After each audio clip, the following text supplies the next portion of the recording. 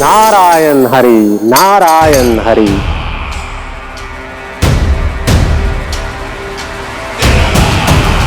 प्रणाम देवर्षि। किस योजना में कितना लाभ है और कितनी हानि, यह आंकलन करते करते थक गए होंगे मथुरा नरेश। देवर्षि, आज मेरा ध्यान कैसे आ गया आपको? आप तो सदैव ही मेरे ध्यान में रहते हैं महाराज कंस। सत्य तो यह है कि मथुरा में जो भी हो रहा है मुझसे छिपा हुआ नहीं है। मैं जानता हूं कि आप किसी भी असुर को वृंदावन क्यों ना भेजें, और वो असुर कितना भी शक्तिशाली क्यों ना हो, कृष्ण का सामना नहीं कर पाता। या तो पराजय स्वीकार करके आपके पास लौट आता है, या तो फिर वीर गति को प्राप्त हो जाता है।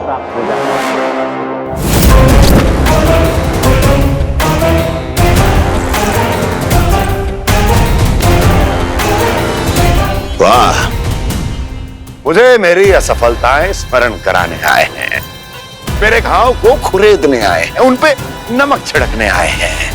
मित्र को शत्रु समझने की भूल मत कीजिए महाराज कंस। मैं तो आपकी सहायता करने आया हूं। हाँ, और मेरी सहायता। कृष्ण विष्णु अवतार है, आप विष्णु के भक्त हैं। मैं हूं विष्णु द्रोही, फिर भी तो आपके आराध्य को हानि पहुंचाना चाहता है, उसकी सहायता करना चाहते हैं आप। क्या आप निश्चित रूप से कह सकते हैं कि आप ब्रह्मांड के सभी नियमों को अच्छी तरह समझते हैं? अवश्य। आपके लिए बस इतना ही जानना पर्याप्त होगा कि मैं जो कुछ भी कर रहा हूं उसके लिए मेरे व्यक्तिगत कारण हैं। मैं तो बस आपके हित में पिछली बार की तरह एक सुझाव लेके आया था, पर यदि आप मेरा सुझाव सुनना भी नहीं चाहते तो आपकी इच्छा। नारायण हरि, नारायण हरि। कारण चाहे जो हो, इनके पिछले सुझाव के कारण ही आज मेरे शत्रुओं की संख्या कम है।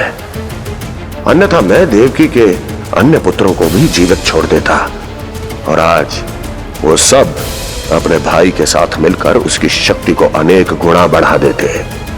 ठहरिए देवर्षि,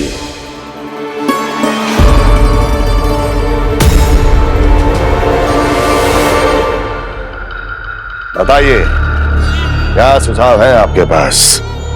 मेरे सुझाव का नाम है कालिया नाग।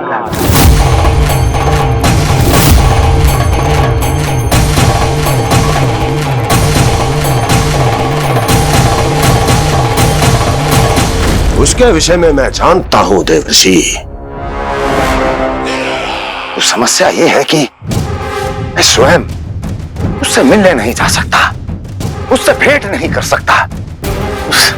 उस कृष्ण की हत्या के लिए उसको वृंदावन जाने के लिए तैयार नहीं कर सकता। तो मत जाइए उसके सामने, और ना उसे भेजिए कृष्ण के सामने। हर बार आप किसी न किसी असुर को अपने शत्रु के क्षेत्र में भेजते हैं, जहां शत्रु उसका सामना करने के लिए पूरी तरह से तैयार होता है, और आपका असुर मारा जाता है। इस बार शत्रु को युद्ध स्थल चुनने का अवसर मत दीजिए महाराज। इस बार योजना का जाल ऐसे बुनिए कि कृष्ण स्वयं उसके पास जाने के लिए विवश हो जाए। कालिया नाग स्वयं काल है, मृत्यु का दूसरा नाम है। उसके विष का उपयोग अपने लाभ के लिए कीजिए महाराज। वैसे कालिया के विष की अधिकता का अनुमान तो होगा ही आपको।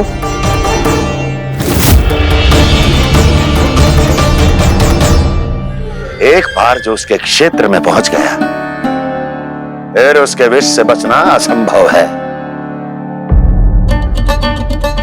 उचित सुझाव है देवर्षि, उचित सुझाव है। देवर्षि, उस छलिया विष्णु की भक्ति करते करते आप भी उसके रंग ढंग सीख गए हैं। उचित है, उचित है।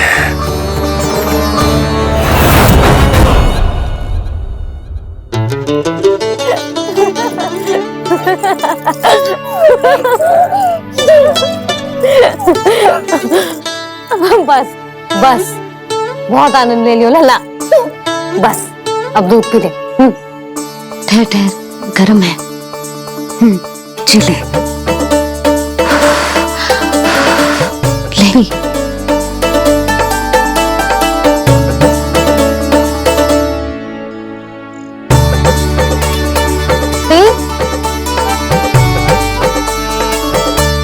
मैं ना होती तो ना जाने क्या हो तो तेरा। अपने आप दूध भी ना पी सकते है, भावला कहीं का। आपकी इस प्रेम के लिए तो मैं धरती पे आया हूँ मैया। मैं भी यही सोच रहा हूँ यशोदा कि तुम ना होती तो मेरा क्या होता। इसी बात पे थोड़ा दूध और कजू खाने को दे दो। अरे मैं तो भूल ही गई।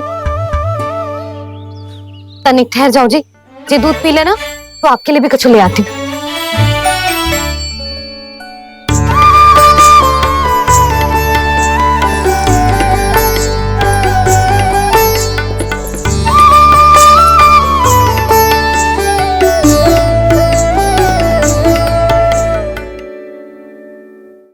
प्रणाम महाराज। आपकी आज्ञा के अनुसार बिल्कुल वैसा ही पत्र तैयार किया है जैसा आप चाहते थे।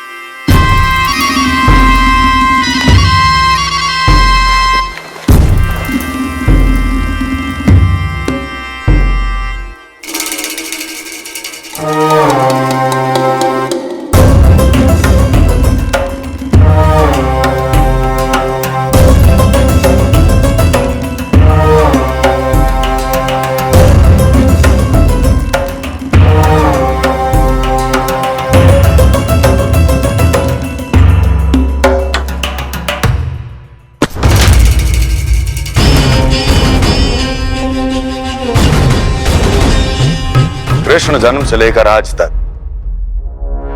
ये मेरी सबसे महत्वपूर्ण योजना है। इसका सफल होना निश्चित है दूत, किंतु केवल वही करना जैसा मैंने कहा है। जाओ।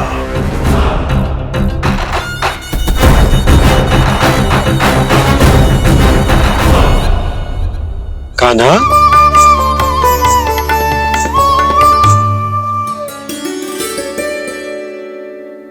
क्या होगा? बाबा मैं चाहता हूँ कि मैया की स्वमता क्रिस्टल फ्रेम की वर्षा मुझ पे सदैव ऐसे होते रहे। वो तो होती रहेगी लल्ला। अपने लल्ला के लिए किसी मैया का प्रेम कभी कम हो सकता है भला? नंदराज, वो मथुरा से एक दूत आयो है महाराज कंस का राजपत्र लेके।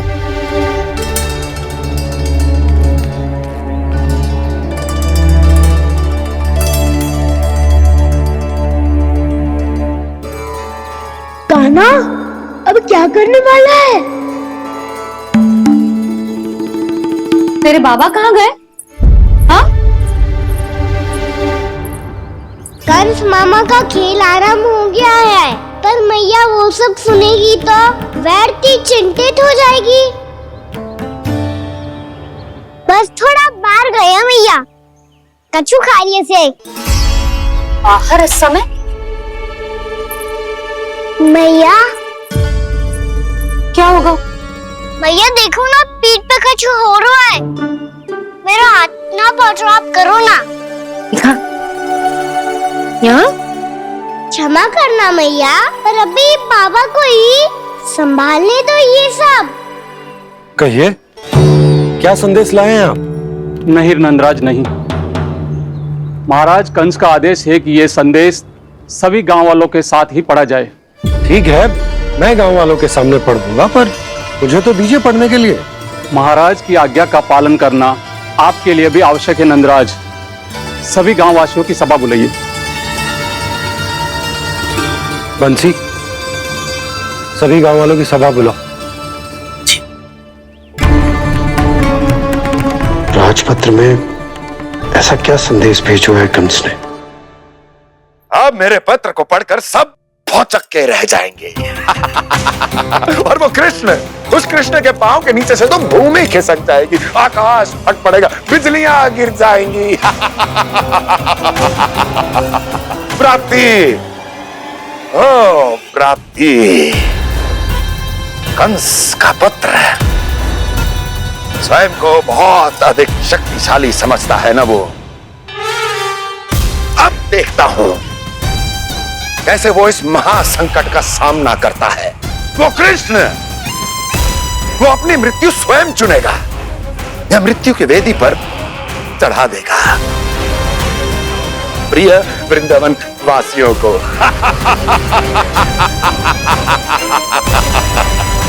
अब आएगा आनंद प्राप्ति, अब आएगा आनंद। सबको इकट्ठा करवा के ही पढ़वाएगो। अवश्य ही कोई विशेष संदेश दिया होगा कंस ने। मैं भी यही सोच रही हूँ सुलक्षणा जी, कछु ना कछु तो विशेष है, पर जे हो क्या सकता है? हाँ, बात तो सही है। ऐसा क्या हो सकता है? सभी गांव वासियों के सामने कहा जाए, कछु तो विशेष अवश्य लग रहे हो। बाहर तक कोलाहल क्यों हो रहा है? मैया, मैया, अब क्या होगा? मैया देखो ना, सर पे कछु हो रहा है। लल्ला, नारायण ने तुझे हाथ दिए हैं ना? पीठ की बात अन्य थी। अपने सिर की सेवा स्वयं कर। सर पे तो हाथ पहुंच रहा है ना?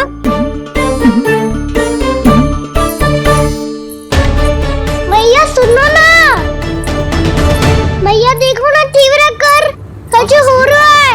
मैया देखो ना, तीव्र कछु हो रहा है।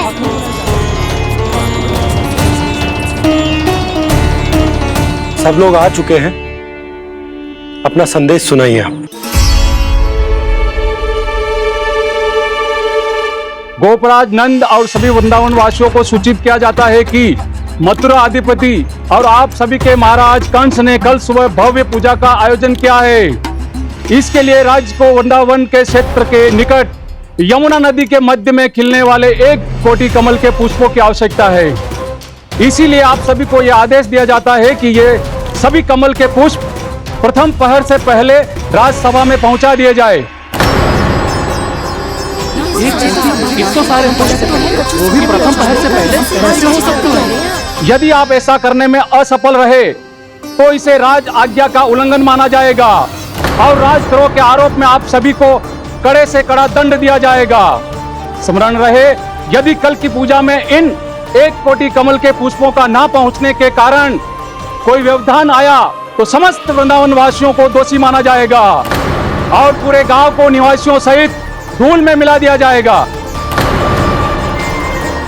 कल प्रथम पहर तक का ही समय है आप सबके पास।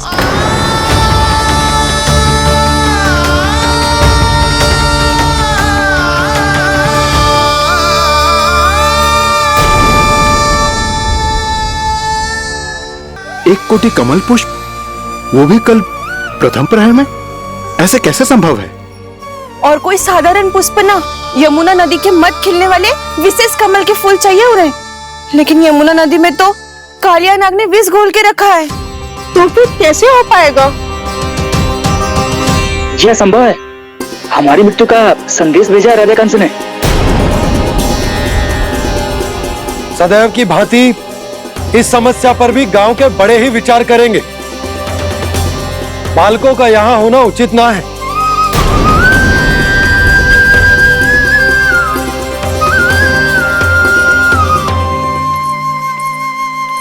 लल्ला, ले जगेंद ले, जा अपने सखाओं के साथ खेल।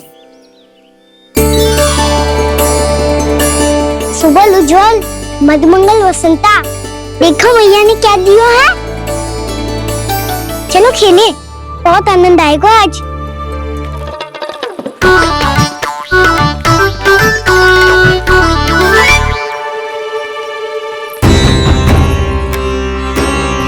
भानु, बंसी, जाओ और शीघ्र ही वो घेरे का कार्य समाप्त करो।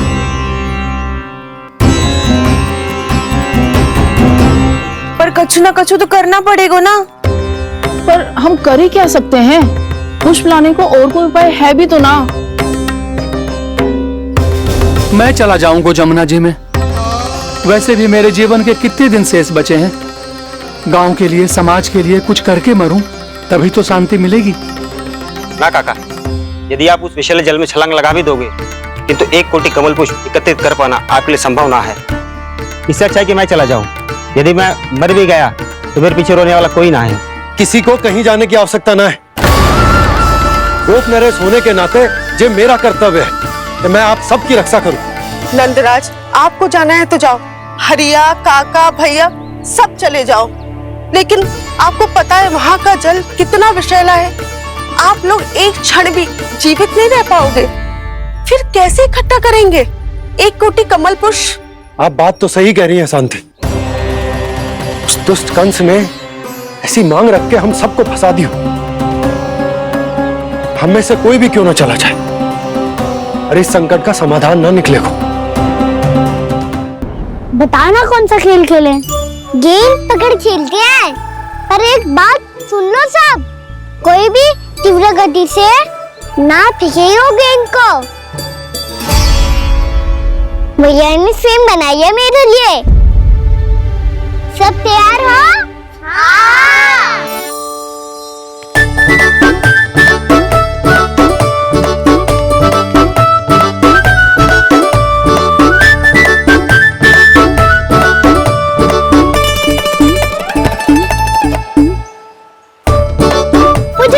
मुझे दो।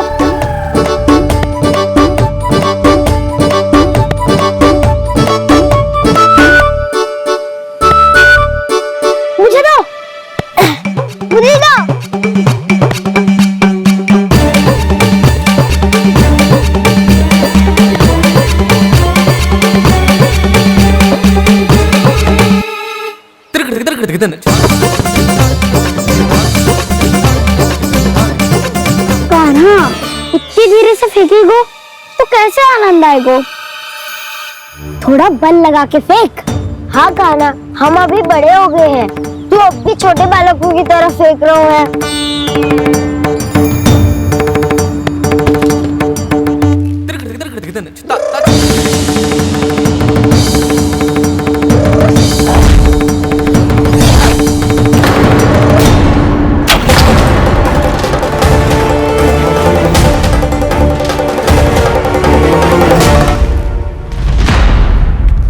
दीदी जी क्या करो कान्हा? गेंद तो डूब गई।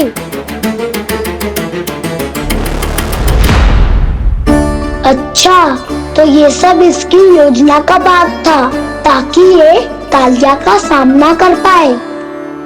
तुम सबने तो कही थी तीव्र गति से फेंको, देखो फिकवा दी ना मेरी गेम। मुझसे नदी में अब मुझे जाके लानी पड़ेगी। जी क्या बोल रहे थे कान्हा? इसमें तो बहुत संकट है। कोई भी संकट मेरी मैया का उपहार खोने से बड़ा ना है। बहुत प्रेम से बना के उन्होंने दी थी। हे नारायण, कोई उपाय समझ में ना आ रहे हैं। भैया, कैसे करेंगे हम अपने गांव की रक्षा? कीड़े पड़ेंगे उस दुष्ट को। यदि उसके कारण किसी के प्राण चले गए तो कौन सा फल मिलेगा उसे इस पूजा का? तुम सही कह रही हो यशोदा। हमारे पास कोई और दूसरा विकल्प भी तो ना है।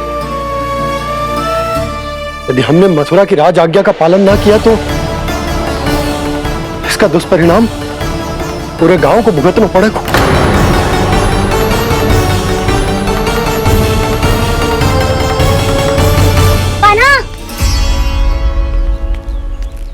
पता है कि तू भगवान है, दिव्य है, बहुत शक्ति है तुझमें, पर फिर भी हम तुझे विषैले जल में ना जाने दे सकते। कुछ होगा तो तुम सब इतनी हट कर रहे हो तो ठीक है, ना जाऊंगा। गेंद कहाँ गिरी है, कितनी दूर गई है, ये तो देख लो, ताकि उसे बाहर निकालने का कोई उपाय ढूंढ पाओ।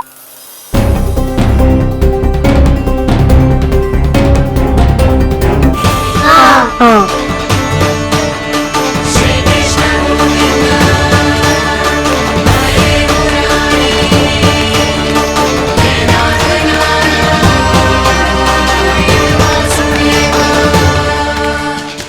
कान्हा की ये लीला तो समझ ही नहीं आ रही।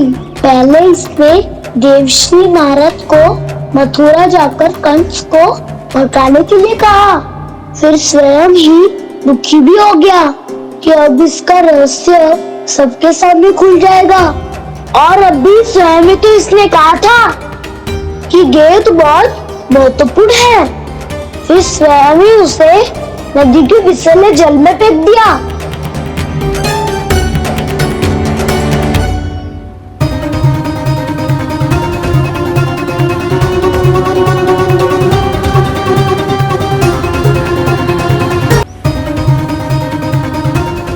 कान्हा, तू ऊपर क्यों चढ़ रहा है? अरे ऊंचाई से देखूंगा तभी तो गेंद दिखेगी।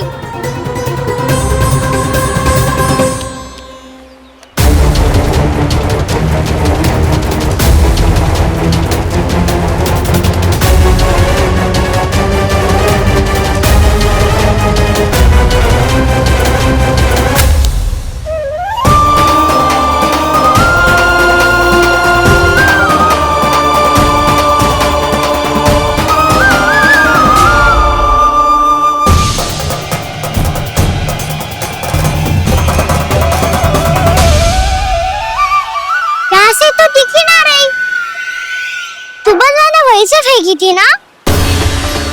ना वहाँ से फेंकी थी। कहाँ से? नहीं कहना वहाँ से। समझ ना आ रहा, ठीक बताना कहाँ से फेंकी थी?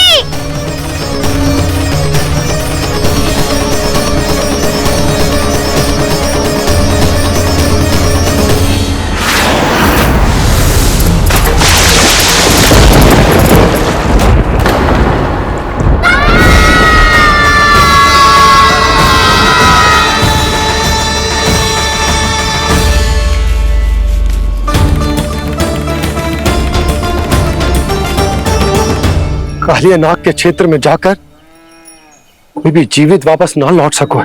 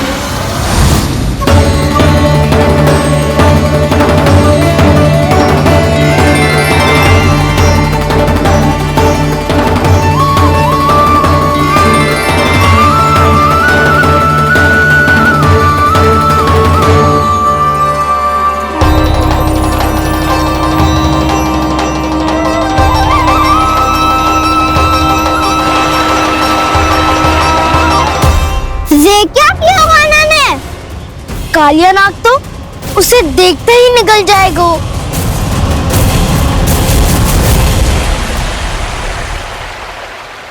तो आरंभ से अब तक सब कुछ उसकी लीला का ही बात था।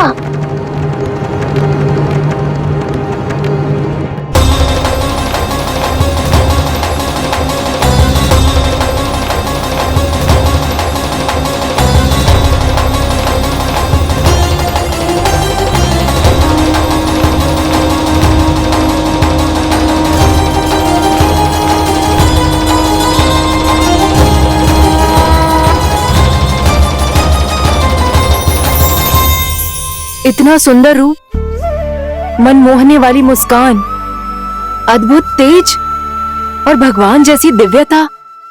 कौन हो तुम? हाँ, तुम्हें देखकर तो हम सब सम्मोहित ही हो गए।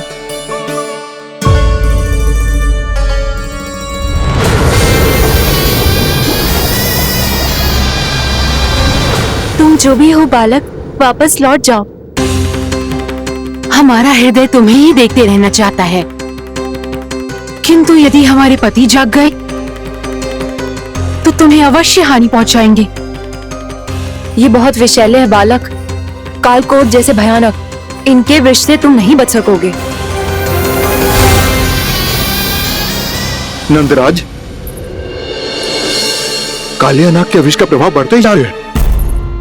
पहले 8 कोस तक उसके विष का प्रभाव था, अब तो 1 योजन से अधिक क्षेत्रों में फैलो है। जल पीने के प्रयास से अनेक पशु मारे गए हैं और नदी के निकट के वृक्ष और वनस्पति सब नष्ट होने लगे।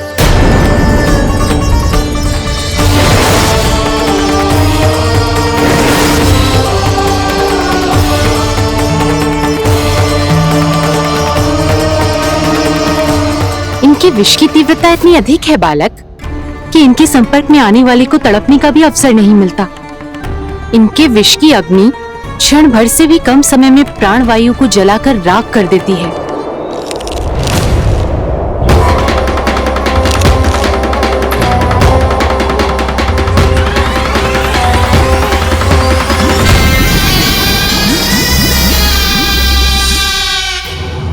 तब तो समस्या और भी गंभीर हो जाएगी। मैंने तो सुनो है कि कालिया नाग कम से कम 2 योजन लंबा है, सैकड़ों फन है उसके।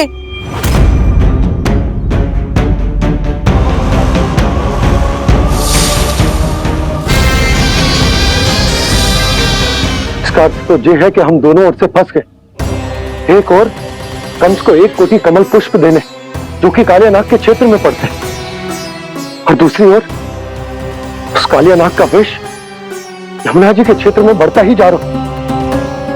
इसके कारण हम ही नहीं, निर्दोष पशु पक्षी भी संकट में। इन दोनों समस्याओं का एक ही समाधान है, उस कालिया नाग का सामना करना। पर ये ना समझ आ रहा कि हम ये करेंगे कैसे, क्योंकि ये बात साधारण मनुष्य के बस की ना है। हमारे लिए ये असंभव है।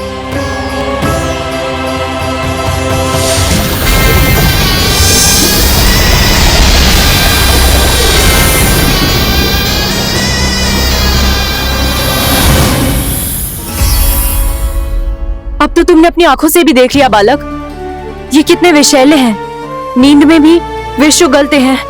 इससे पहले कि तुम्हें कुछ हो जाए, चले जाओ यहाँ से, मान लो हमारी बात।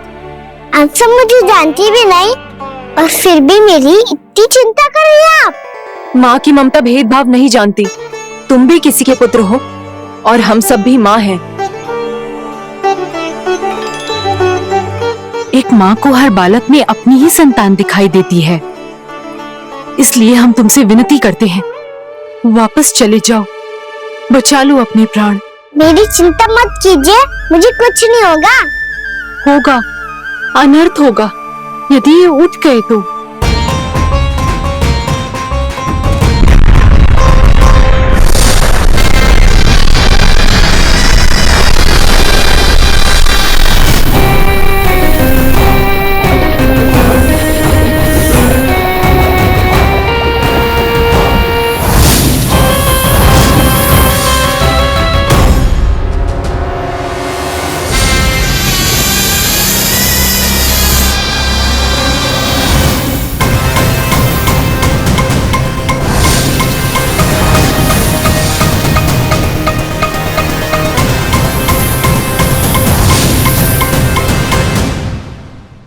सामने होते हुए भी अपने इश्क को केवल वही देख सकता है जो अपना अभिमान त्याग चुका हो। तत्पूर्व जन्म में मेरा भक्त होने के नाते मेरा सत्य स्वरूप देख पाने में मुझे इसकी सहायता करनी चाहिए।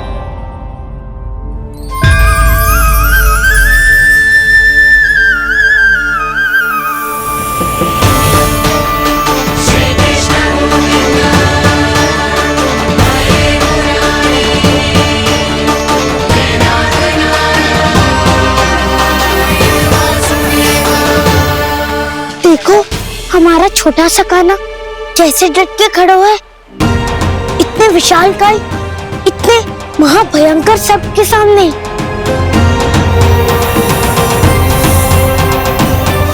ये कोई भगवान नहीं है, जो इसके सामने हाथ जोड़ रही हो तुम सब?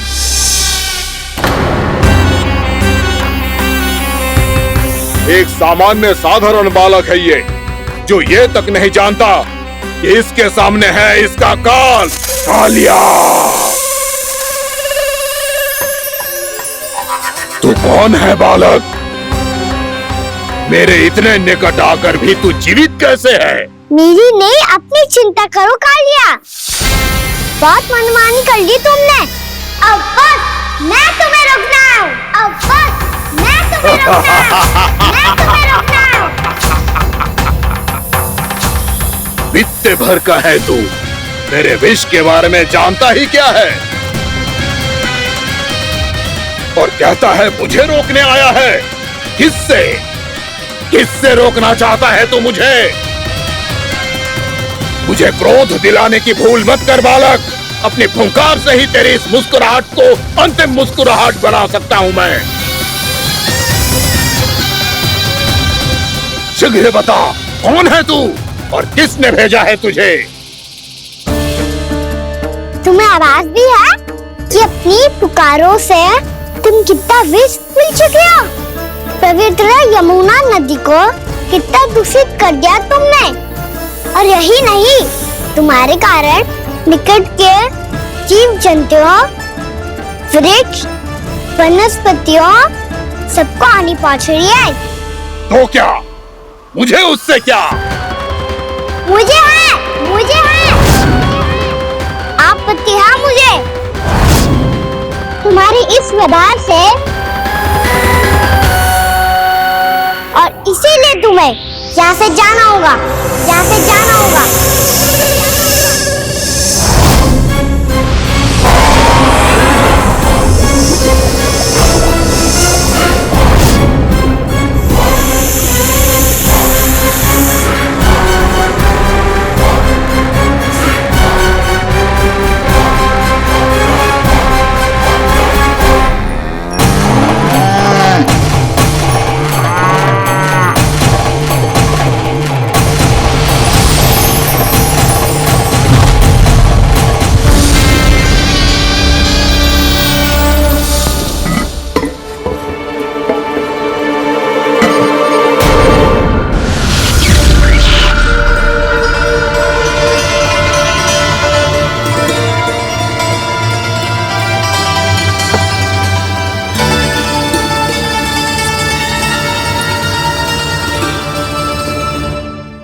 मुझे आदेश देने का साहस भी कैसे किया तूने? इस क्षेत्र को मैंने अपना राज्य बनाया है। मेरा परिवार रहता है यहाँ, और तू मुझे यहाँ से जाने के लिए कह रहा है? हाँ, क्योंकि तुम्हारे यहाँ रहने के कारण अन्य जीवों को हानि हो रही है, और मैं ऐसा नहीं होने दे सकता। मैं तो बस वही कर रहा हूँ जो एक सर्प का स्वभाव है। विष फैलाना स्वाभाविक है मेरे लिए, इसलिए मुझे चुनौती मत दे बालक। चुनौती तो मैं दे चुका हूँ कालिया। अब तो बस तुम्हें स्वीकार करनी है।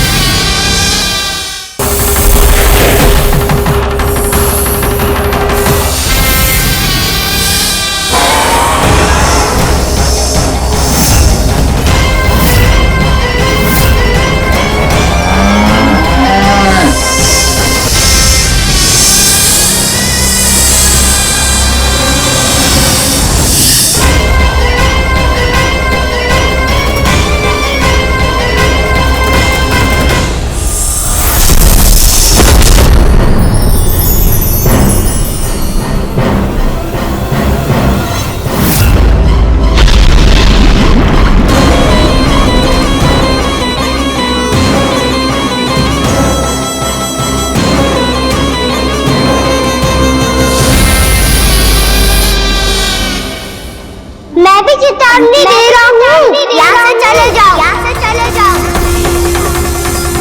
अपनी भूल को पहचानो कालिया। तुम जो कर रहे हो अनुचित है।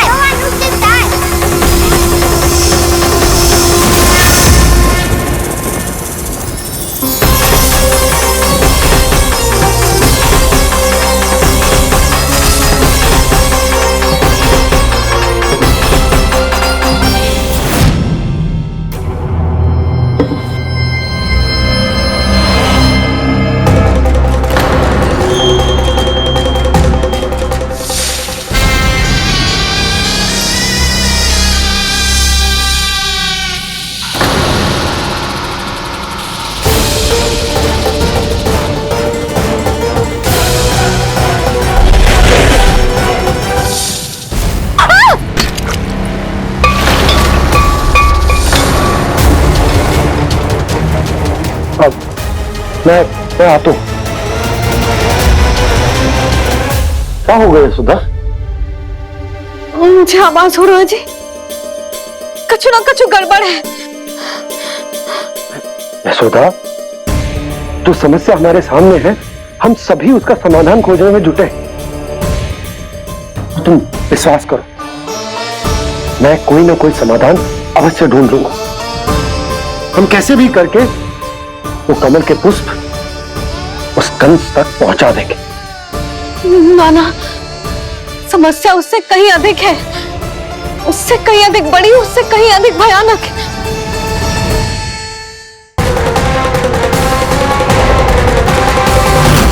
विस्की ये बूंद से ही सबके प्राण चले जाते हैं। इसने तो विस्की धारियां फेंकी है खाना पे। कान्हा कैसे बच्चे को अधिक विष से? इसका विष तो क्या, ये सर स्वयं भी छू तक नहीं पाएगा हमारे कान्हा को।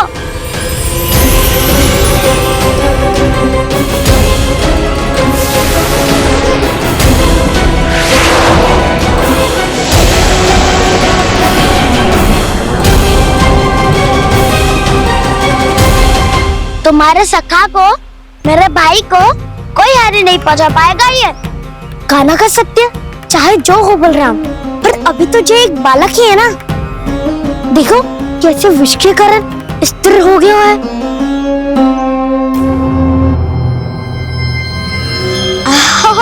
हाउ सर्फ ने कितनी आसानी से अपनी पूंछ से बांध लिया है। मुझे यहाँ से भगाना चाहता था ना तू? अब मैं तुझे दिखाऊंगा अपना सामर्थ्य। ये मूर्ख किसे बांधना चाहता है अपनी पूंछ में? उन्हें जिनका विस्तार सारे ब्रह्मांड में है, या उन्हें जो स्वयं अनंत है? पर देवराज, प्रभु ऐसा करने ही क्यों दे रहे हैं कालिया को? आप सब भूल रहे हैं देवगण, कालिया पूर्व जन्म में प्रभु का बहुत बड़ा भक्त था। उसी भक्ति का फल मिल रहा है अब इसे। वैसे भी भक्तों के मन का भाव सबल हो तो भगवान तो सहज ही बंध जाते।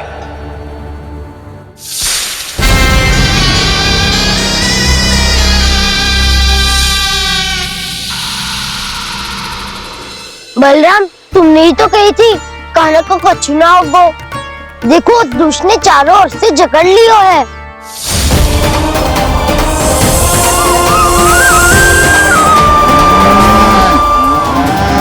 जी, क्या कह रही हो तुम?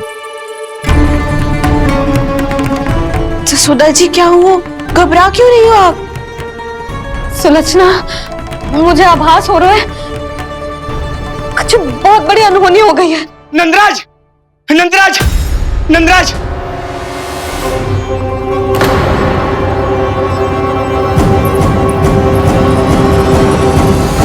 नंदराज, कान्हा ने जमदग्नि नदी में छलांग लगा दी है। कान्हा ने जमदग्नि नदी में छलांग लगा दी है। कान्हा ने जमदग्नि नदी में छलांग लगा दी है। कान्हा जमुना में कूद गया है। मुझे लगा था आज कुछ गड़बड़ होने वाली है। मुझे आज कान्हा को ना जाने देना चाहिए था।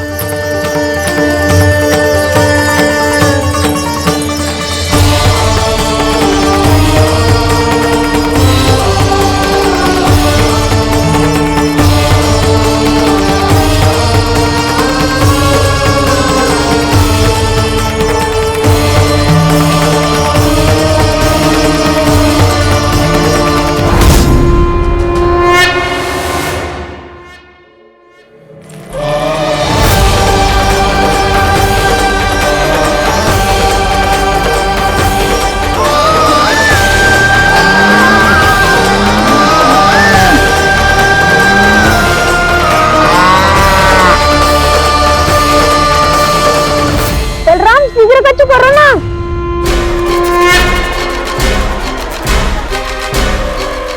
कुछ भी करो पर कान्हा को बचाओ। नाग बहुत भयंकर है, कान्हा अकेले ना संभाल पाएगा इसे।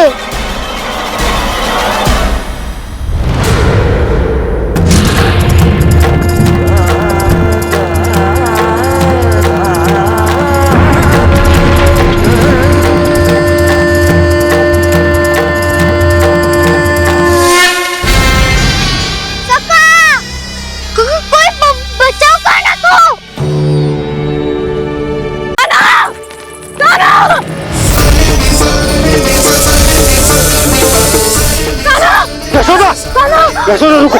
छोड़ दो मुझे, छोड़ दो मुझे। जीजी संभालो, बावली हो गई ना। जीजी संभालो। देखो अब कैसे तुम्हारे अस्थियों को तोड़कर छोटे छोटे टुकड़ों में बदल दूंगा मैं।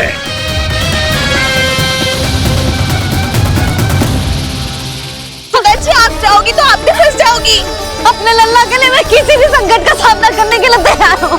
छोड़ो ना यशोदा, हमें कोई और उपाय खोजना पड़ेगा। कोई और उपाय?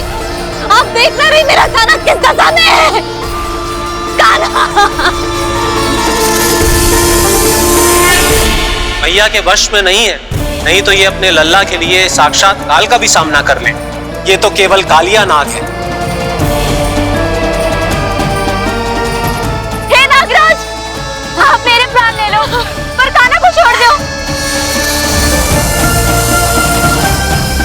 ना नागराज, आप मेरे प्राण ले लो, मैं विरोध भी ना करूंगी।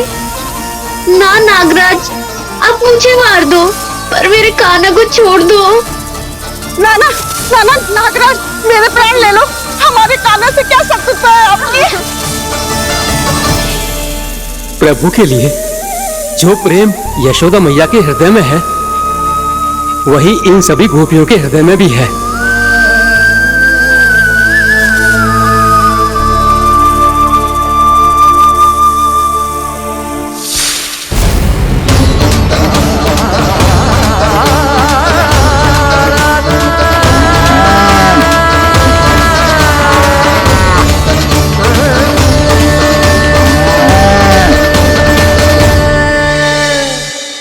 यशोदा, यशोदा, देखो इन गोपियों को, इन गैयाओं को, इन सब के मन में भी तुम्हारी भांति ही ममता भरी हुई। वो सब भी कान्हा से उतना ही प्रेम और स्नेह करती है, उतनी ही ममता से भरी हुई है जितनी कि तुम। तो तुम ही सोचो, जिसके साथ इतनी ममता और इतना स्नेह, इतना प्रेम, उसका कोई क्या कर सकता है? उस काले नाग का वेश इस सब आशीर्वादों के सामने कछु न है। कछु करो जी। उसे बोलो वो मेरे प्राण ले ले, मेरे कान्हा को छोड़ दे। यशोदा,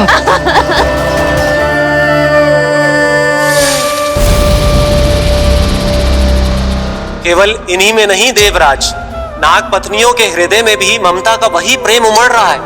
देखिए। मैं आपके हाथ जोड़ती हूँ स्वामी, इस बालक को छोड़ दीजिए। ये अवश्य ही कोई दिव्य आत्मा है स्वामी। हम आपसे विनती करते हैं स्वामी, इस नन्हे बालक को हानि मत पहुंचाइए स्वामी। मेरी पत्नियां मेरे ही शत्रु के लिए विनती कर रही हैं। अब यदि इसके पक्ष में एक शब्द भी कहा तुम सबने, तो मैं इस बालक से पहले तुम सबके प्राण ले लूंगा।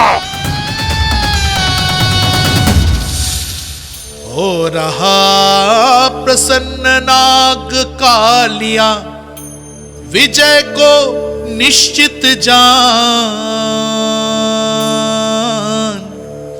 रोते बिलखते व्याकुल सब, संकट में देख कान्हा के प्राण।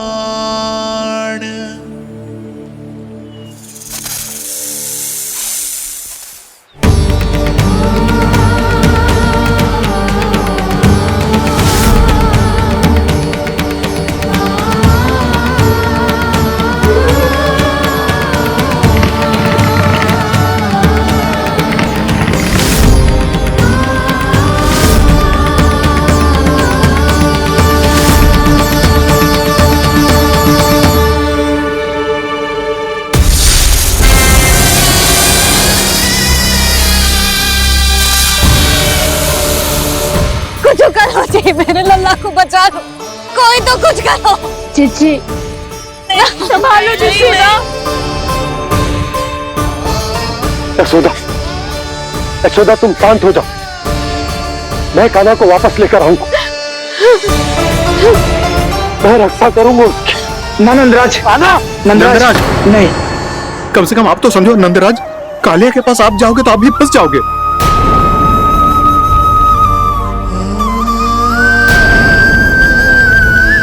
बलराम, तेरा भाई इतनी भीषण संकट में है और तुझे जरा भी दुख ना हो रहा? क्या आप सब अब तक नहीं समझ पाए कि कान्हा सच में कौन है? छोटे बाबा, आप तो उसका सत्य जानते हैं ना?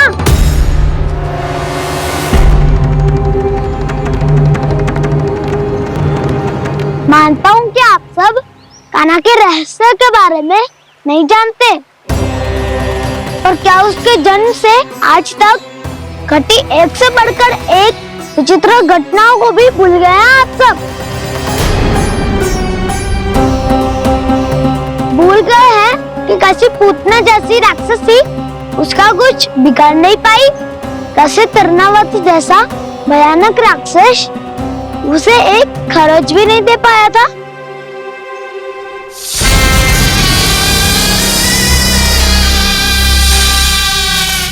आप सबने अपनी आंखों से देखा था ना, बकासुर से कान्हा की रक्षा करने देवता स्वयं आए थे, पर सत्य तो ये है कि वो सभी देवता भी उस असुर के सामने असमर्थ हो गए थे। तब कान्हा ने बहुत ही आसानी से उस भयंकर असुर का वध किया था, एक ही बार में धराशायी कर दिया था उसे। तो आप सभी सोचिए, बार बार ऐसे असाधारण कार्य करने वाला बालक साधारण कैसे हो सकता है? अब तो आरंभ से ही सारा सत्य जानते हैं छोटे बाबा। रहस्य छुपाने में सदैव कान्हा की सहायता करते आए हैं आप, और आज आप स्वयं ही उसके सत्य को भूल रहे हैं। और तुम सब भी तो जानते हो कान्हा की शक्तियों के बारे में, तो क्या तनिक भी विश्वास न आया अपने सखा पे? बलराम, जे तू क्या कह रहा है? मैंने जो कहा उसका एक एक शब्द सत्य है छोटी माँ। यदि प्रभु की इच्छा हुई तभी कुछ ही क्षणों में सब कुछ अपनी आंखों से स्वयं अनुभव कर लेंगे आप।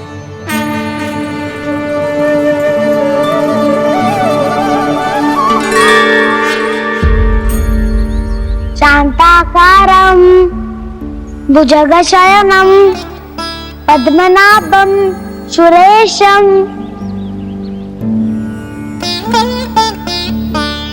विश्वाधारं गगनसदृशं मेघवर्णं शुभांगं लक्ष्मीकान्तं कमलनयनं योगी वीरध्यानगम्यम्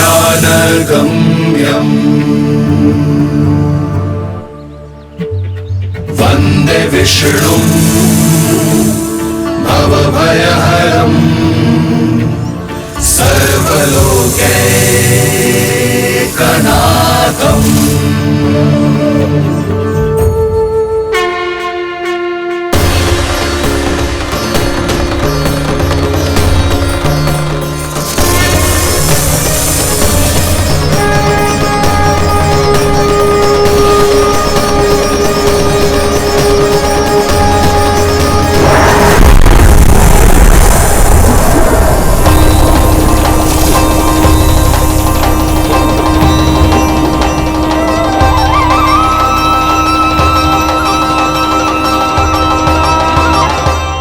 तुझे क्या लगता है बालक कि तू मेरी जगत से निकल गया तो अब बच जाएगा तू?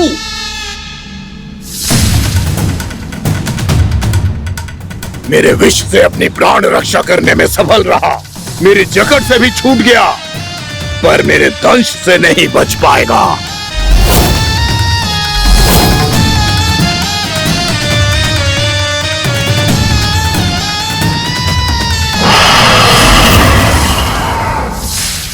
अब भय से भाग रहा है, पर मैं तुझे मृत्यु देकर रहूंगा।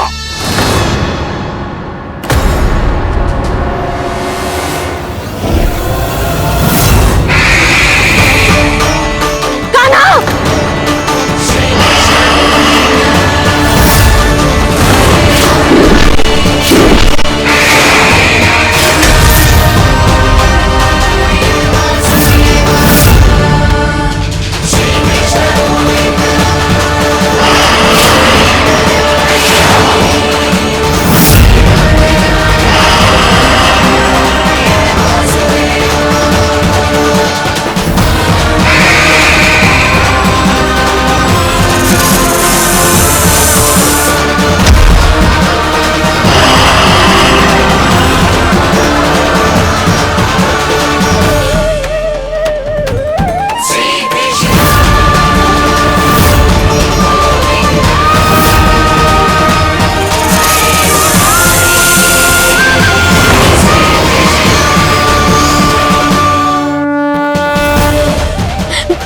नन्हा सा कान्हा कितनी देर भाग पाएगा?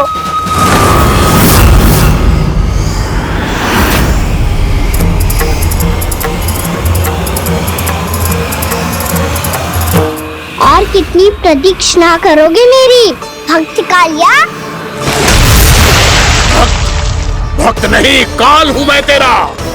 जब अहंकार का मुकुट बुद्धि को ढक लेता है तो भक्त अपने भगवान को भी नहीं पहचान पाता। व्यर्थ की पहेली में मत उलझा बालक।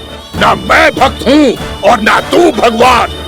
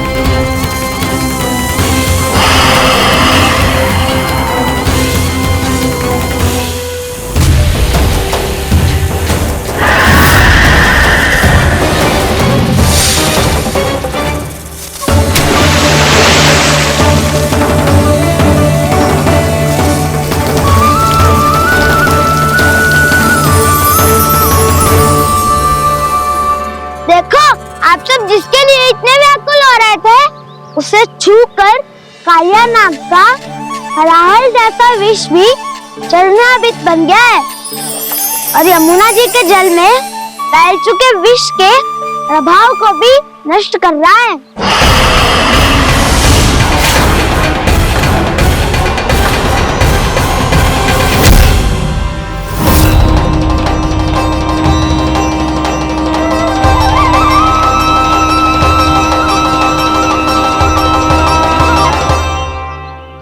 धर्म रक्षक अधर्म विनाशक प्रभु श्री कृष्ण का कौशल सचमुच अद्वितीय है।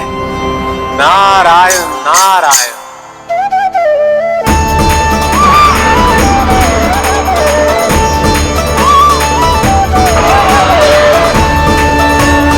मेरा भाग तुम्हारे भीतर के अहंकार का प्रतीक है कालिया। अब तुम्हारा अहंकार, तुम्हारा अनपान मेरे पाँव के नीचे है और तुम्हारी पूंछ अर्थात तुम्हारे प्राण मेरे हाथ में। अब तुम क्या करोगे भक्त?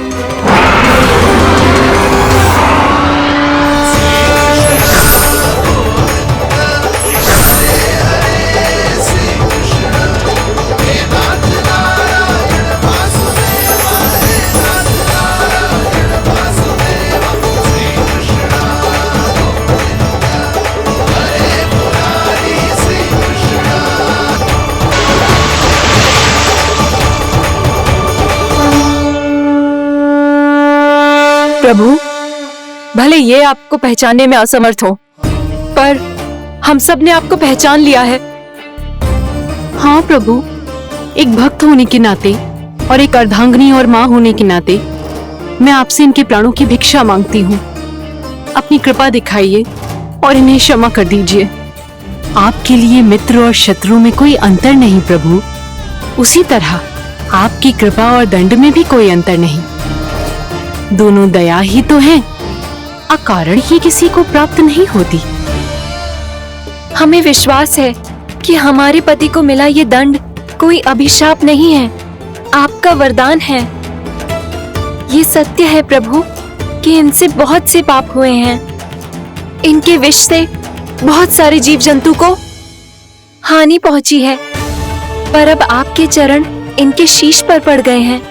ऐसी कृपा तो बड़े बड़े महान महात्माओं को भी दुर्लभ है, और इन्हें प्राप्त हुआ तो अवश्य ही ये किसी महान पुण्य का ही फल है। हे प्रभु, उन्हीं पुण्य कर्मों की शक्ति का आह्वान कर मैं आपसे विनती करती हूँ, इन्हें प्राण दान दीजिए। मैं अपने इस भक्त को क्षमा अवश्य करूंगा देवियों, यदि ये अपने अहंकार को त्याग कर मुझे पहचान ले तो।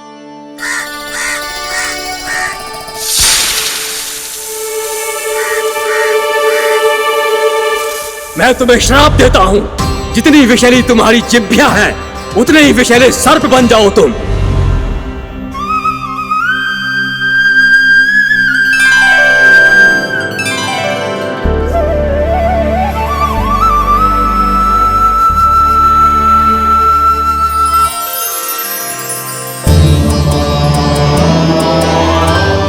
नारायण, मुझे क्षमा कीजिए नारायण। मैं तो आपका परम भक्त था, किंतु मैं आपको पहचान नहीं सका। इसका दंड तो मुझे मिलना ही था, किंतु मैं अब प्रायश्चित करना चाहता हूं। इसके लिए यदि आप मेरे प्राण भी ले लेंगे तो भी मुझे कोई दुख नहीं होगा। मैं अपना जीवन, मृत्यु और अपना अस्तित्व सब कुछ आपको समर्पित करता हूँ। क्रोध के कारण श्राप मिला, जिसे विशाल सर्प के रूप में तुम्हारा जन्म हुआ, और सर्प का तो स्वभाव है विष फैलाना, इसीलिए तुम्हें दंड नहीं दूंगा। मैं सिर्फ सभी अपराधों का पश्चाताप कर लिया, इसीलिए मैं तुम्हें क्षमा करता हूँ कालिया।